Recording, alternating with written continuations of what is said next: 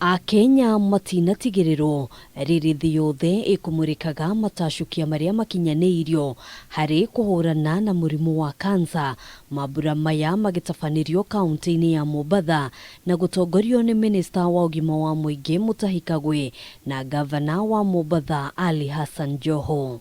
So whichever way, we make sure that the patient is safe. Ishera ria Mutahi kaunti-ini ino riambiriirie na guthurima thibitari njeru ya kansa kuria thutha ucio anyitanire na muingi na gukunguira hamwe na aria marikitie kuhona murimu uyu. Today here in Mombasa, we are glad to hear that access to cancer treatment is right here.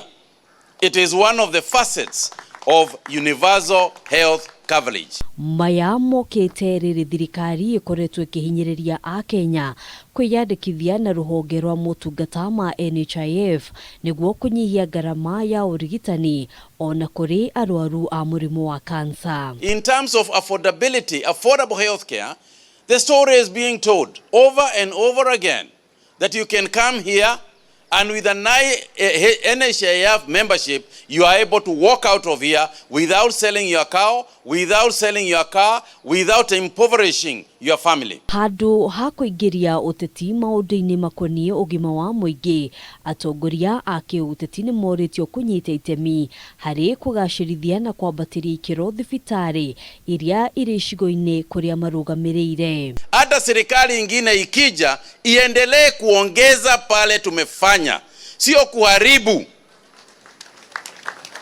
Sio siasa. Hii sio mambo ya siasa. Let us never politicize matters healthcare. Gavana wa Mombasa Ali Hassan Joho ni agathiririe ikinya ria thirikari ria kugacirithia motungata thibitari-ini cia muingi. Ministry of Health brought some serious positive synergy.